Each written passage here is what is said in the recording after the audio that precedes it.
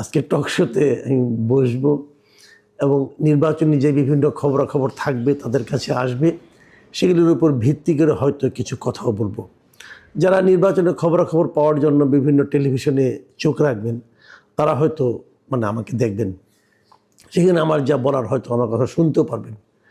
তো তার ফাঁকে আজকে সকালে এই কন্টেন্টটা আমি করছি কী কারণে, সে কারণটা একটু বলি। কারণটা আর কিছুই না, আমি সাধারণত রাতের দিকে করি কন্টেন্ট, আজকে রাতেও করবো আশা করি, কিন্তু সকালের দিকে এই কন্টেন্টটা আমি করছি এই কারণে যে কাল রাতে ঘুমানোর আগে আমি সোশ্যাল মিডিয়ায় বিভিন্ন ধরনের নির্বাচন কেন্দ্রিক নির্বাচনকে নিয়ে বিভিন্ন জনের নানা ধরনের বর্ণনা, নানা ধরনের কন্টেন্ট, নানা ধরনের কেউ কেউ ভিডিও দিয়েছে, কেউ কেউ স্থির ছবি দিয়েছে, সেগুলো দেখে না আমি একটু আসলে বিভ্রান্ত, কিছুটা বিপর্যস্ত বলতে পারেন, আমি একটু হতাশ হয়েছি।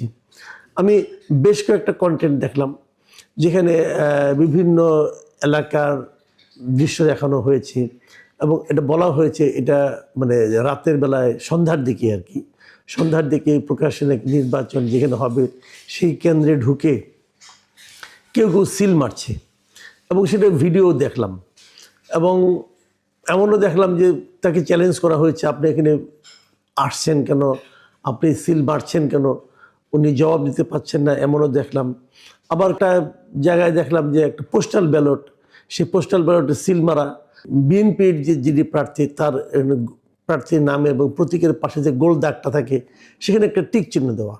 তো পোস্টাল ব্যালটে তো সিল মারার কোনো সুযোগ নেই, টিক চিহ্নই যথেষ্ট।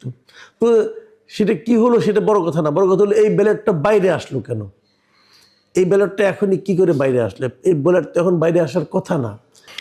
আবার এর বাইরে আরেকটা ছবি দেখলাম যেখানে নাকি ভোট শেষ, তো ভোট তো শুরুই হয়নি তাই না, তার আগে দেখলাম যে একটা ব্যালট পেপার যে ভোটের যে রেজাল্ট শিট হয় সেখানে জামায়াতের যিনি পোলিং এজেন্ট হবেন তার সিগনেচার সহ একটা কাগজ বাইরে চলে এসেছে। তো এসব দেখে না আসলে আমি একটু মনই খারাপ করলাম যে আসলে তাহলে ভোটের নামে হচ্ছেটা কি।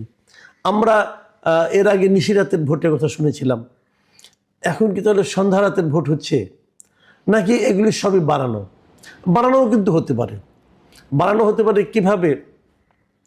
আমি অনেক কিছু দেখেছি, যে আমার নিজের জীবনে একটা ঘটনা বলি। গত 3-4 দিন ধরে আমার কাছে অনেকেই আমাকে কাছে আমারই একটা ফটো কার্ড পাঠাচ্ছেন।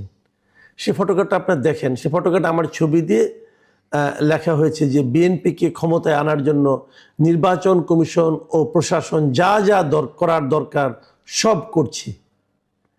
এটা আমি দেখলাম, এটা এসেছে। আমি আমি আমি যে ফটো কার্ডটা আপনাদের আমার কাছে পাঠিয়েছি, এখানে আমার দেশের সিম্বল দেওয়া আছে এবং আমার দেশ পত্রিকার একটা কার্ড দেওয়া আছে। আবার নিচে আবার দেখলাম তারা শিরোনাম টাইম নামে একটা প্রতিষ্ঠানের নাম দিয়ে তারা এটা করেছে, আমার ছবিটাও দিয়েছে এখানে এআই দিয়ে বানিয়ে, যাও সেটা হয়েছে।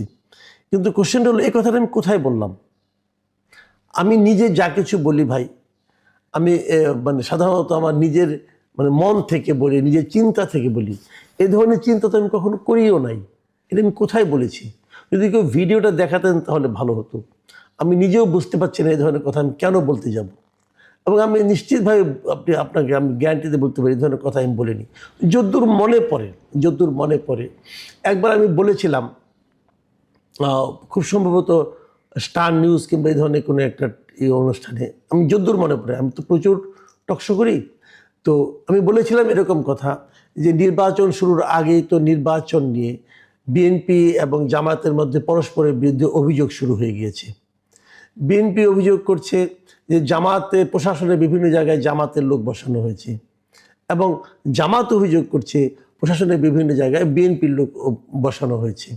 এবং তারা অভিযোগ করেছে যে এরকম প্রশাসন এবং নির্বাচন কমিশন তারা জামাতের অভিযোগ করেছে যে বিএনপিকে জেতানোর জন্য যে কোনো কিছু করতে পারে। এই ধরনের কথা আমি বলেছিলাম বলে মনে করে, কিন্তু এটা তো ওদের অভিযোগ। অন্য একটা দল অভিযোগ করেছে একটা দলের এটা করতে পারে, একটা দলের জন্য এটা প্রশাসন করতে পারে। তো সেই অভিযোগটাকে আপনি যদি আমার কথা বলে চালাই দেন, তো অন্য একজনের অভিযোগকে, তাহলে লোকে তো ভুল বুঝবে। আমি কেন বলেছি, আমি তো নিজেই অবাক যে এই কথা তো বলার কোনো কারণই নাই, কারণ আমি এরকম চিন্তাও করি না। আর যদি ধরা যাক, চিন্তাও করি, তো আমি তো ভাই সাংবাদিকতা করেছি অনেক, আমি তো মিনিমাম সেন্সটুকু আমার আছে যে এটুকু বললে কি এটাকে বলা যায় এভাবে কোনো তথ্য প্রমাণ ছাড়া হচ্ছে। এখন আমার সন্দেহ, আমি যতগুলি বিভিন্ন সোশ্যাল মিডিয়ায় দেখছি, এগুলো কি আসলেই ঘটছে নাকি এআই দিয়ে বানানো? তো এটা নিয়েও কিন্তু একটা সন্দেহ আছে। আমরা আগেও বলেছিলাম যে এবারে নির্বাচনে কিন্তু এই ধরনের ফেক কন্টেন্ট দিয়ে সোশ্যাল মিডিয়ায় বেশি একটা বিব্রতকর পরিস্থিতি তৈরি করতে পারে। কিন্তু এগুলো আসলে আমারটা যেরকম হয়েছে, অন্যান্য যেগুলো দেখছি সকাল থেকে, সেগুলো যে সেরকমই, সেটা কিন্তু আমি দাবি করি না মানে আমি তো এগুলি চেক করে আসিনি। কিন্তু আমি মনে করি সরকারের এগুলি চেক করা উচিত, নির্বাচন কমিশনের এগুলি চেক করা উচিত, ওদের আগের থেকে এগুলি চেক করা উচিত ছিল। আবার বিপরীত দিকে যদি ঘটনা ঘটেও থাকে, তো সেই ঘটনাগুলি কেন ঘটছে এটাও সরকারের চেক করা উচিত। আমি যে ভিডিওগুলো দেখলাম, একটা দেখলাম যে ঢাকা বিশ্ববিদ্যালয়ের, আরেকটা দেখলাম যে ঢাকা 5 আসনের, আমরা তো এগুলি দেখলাম, এবং আরেকটা দেখলাম পিরোজপুরের একটা আসনের, এবং এগুলি ফেসবুকে অ্যাভেলেবল পাওয়া যাচ্ছে। তো এগুলো কেন চলতে দেওয়া হচ্ছে, এই জায়গাটা আমার কাছে ক্লিয়ার। এগুলি কিন্তু নির্বাচনের, একটা সুষ্ঠু নির্বাচনের যে পরিস্থিতি, যে বাস্তবতা, তাকে কিন্তু বাধাগ্রস্ত করে, এবং নির্বাচনের মানুষের মধ্যে সন্দেহ তৈরি হবে। ডক্টর ইউনূস বলেছিলেন যে ইতিহাসে শ্রেষ্ঠ নির্বাচন দিবেন। এটাই কি শ্রেষ্ঠ নির্বাচনের নমুনা?